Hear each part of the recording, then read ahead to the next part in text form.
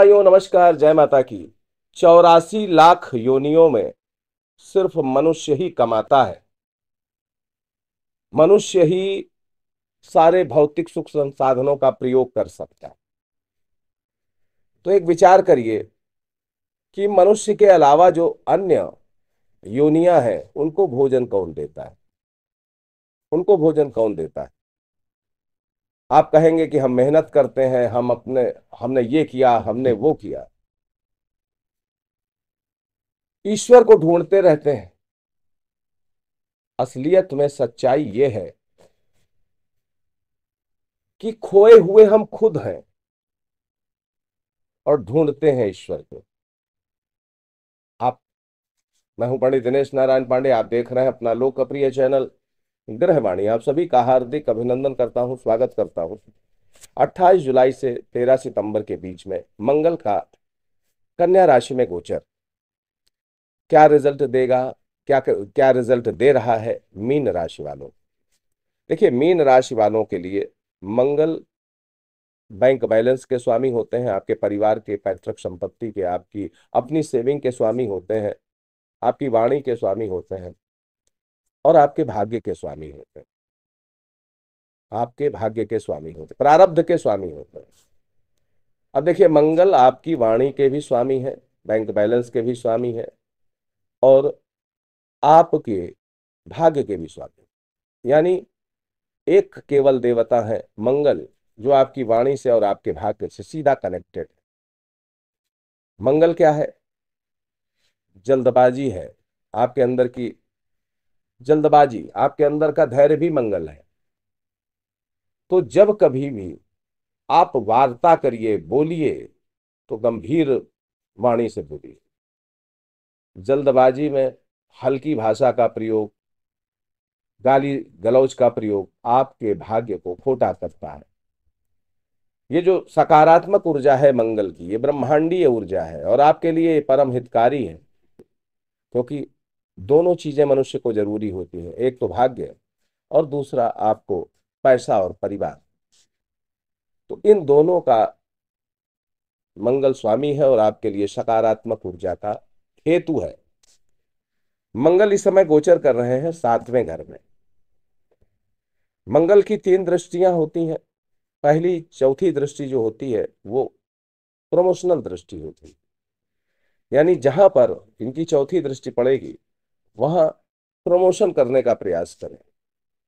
दूसरी दृष्टि इनकी 7वीं दृष्टि, ये दृष्टि चैलेंजिंग होती है, यानी यहां पर सुधार के लिए प्रेरित करते हैं कि सुधार करिए अपने अंदर, कहाँ गलतियां हो रही हैं उनको पकड़िए, जल्दबाजी छोड़िए, धैर्य का साथ लीजिए, ऊर्जावान बने रहिए, पुरुषार्थ करिए। और यही कराने वाले हैं अब की बात मंगल देवता आपके साथ में। तीसरी दृष्टि इनकी जो 8वीं दृष्टि होती है वो एक तरीके की दृष्टि रिसर्च की होती है।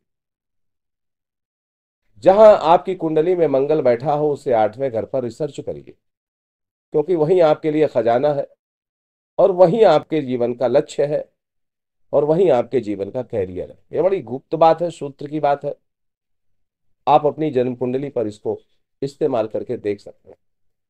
अगर मंगल के 8वें भाव पर आपका कैरियर इस समय सेटल नहीं है तो निश्चित तौर पर कैरियर में आपको भटकाव देखने को मिल रहा हो। मंगल का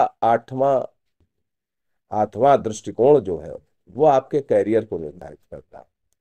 अब वो मंगल 13 सितंबर तक, 28 जुलाई से आए हैं, 13 सितंबर तक क्या करने वाले हैं, तो सीधी सी बात करते हैं। देखिए, मंगल की जो पहली चौथी दृष्टि पड़ रही है वो आपके कर्म क्षेत्र में पड़ रही है। कर्म क्षेत्र यानी नौकरी। आप नौकरी कर रहे थे, अब वो बात नहीं है कि आप सरकारी कर रहे थे या प्राइवेट कर रहे थे। मीन राशि के हैं, अगर आप नौकरी कर रहे थे तो नौकरी में जितनी विषमताएं, जितनी परेशानियां आपने पहले देखी हैं, 28 जुलाई के बाद उन परेशानियों में कमी हुई होगी, अवश्य हुई होगी।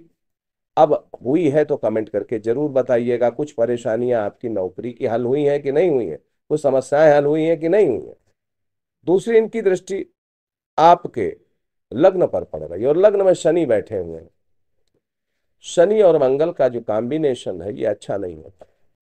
अच्छा इसलिए नहीं होता है कि कई दफे आप इतना मानसिक चिंताओं में परेशान हो सकते हैं, आप नकारात्मक चिंतन से परेशान हो सकते हैं, क्रोध से परेशान हो सकते हैं, एंजाइटी से परेशान हो सकते हैं, बीपी जैसी समस्याएं हैं तो उनसे परेशान हो सकते हैं। यानी ये आपको मानसिक रूप से पीड़ित करता रहेगा और यहां पर आपको चैलेंज लेना पड़ेगा अपने अंदर सुधार का। आप अपनी कमियों को पकड़िएगा, उनको दूर करने का प्रयास करिएगा। तीसरी दृष्टि इनकी मंगल की पड़ रही है आपके धन भाव पर, परिवार पर, पैतृक संपत्ति के भाव पर। निश्चित तौर पर 28 जुलाई के बाद आपको धन लाभ हुआ होगा, आपका बैंक बैलेंस बढ़ा होगा। ऐसा हुआ है तो कमेंट करके जरूर बताइएगा, और नहीं हुआ है तो फिर आप अपनी जन्म कुंडली का मंगल देखिए, क्या वो गलत स्थिति में है, अच्छी स्थिति में नहीं है, कमजोर है, शत्रुग्रही है। निश्चित तौर पर ऐसा ही होगा, तभी आपको उसका बेनिफिट नहीं मिला। मंगल का तीसरा जो फायदा मिलेगा वो मिलेगा आपके पराक्रम से। मेहनत ज्यादा करिए, योजना बना करके मेहनत करिए, व्यर्थ की मेहनत ना करिए, अनावश्यक मेहनत ना करिए, कार्यक्रम निर्धारित करके शेड्यूल मेहनत करिए। फिर देखिएगा सफलता और भाग्य दोनों आपके साथ रहेंगे। तीसरा इनका जो विशेष फायदा मिलने वाला है वो आपके कुटुंब से, परिवार से। वहां से आपको फायदा ये मिलेगा कि आप भवन निर्माण करा सकते हैं, वाहन खरीद सकते हैं, भवन में मरम्मत का कार्य करा सकते हैं, डेकोरेशन का काम करा सकते हैं। वहीं जो आपका सामाजिक मूल्य है वहां से जुड़ी कुछ परेशानियां जरूर हो सकती हैं। यानी हो सकता है कि आपकी मेहनत का जो आपको यश मिलना चाहिए अभी फिलहाल वो मिलने की स्थिति थोड़ा कमजोर रहेगी, लेकिन आप चतुर्थ भाव से जुड़े लाभ जरूर लेंगे, उसमें कमी नहीं आएगी। जो विद्यार्थी हैं उनको थोड़ा सा दिक्कत होगी, पढ़ाई का रिजल्ट उतना अच्छा नहीं मिलेगा जितनी आपने मेहनत करी है। मेहनत आप खूब करेंगे, मेहनत का फल भी आपको पूरा मिलेगा, लेकिन आपकी इच्छा के अनुरूप हो सकता है थोड़ा कम मिले। या कुछ लोगों को अगर उनकी कुंडली में मंगल बहुत अच्छा है तो बहुत ज्यादा बेनिफिट मिल सकता है पढ़ाई का। तो यहाँ पर मंगल की आपकी जन्म कुंडली की स्थिति के आधार पर स्थिति बनेगी। कमाई आपकी निश्चित तौर पर थोड़ी कमजोर, थोड़ी ज्यादा, मतलब एक तरीके से उतार चढ़ाव वाली हो सकती है। ये रहे मंगल के गोचर का प्रभाव। आप कैसा अनुभव करते हैं कमेंट करके जरूर बताइएगा। सुखी रहे, समर्थ रहे, इसी मंगलमयी कामना के साथ मैं पंडित दिनेश नारायण पांडे आपसे विदा लेता हूं। प्रेम से बोलिए जय माता।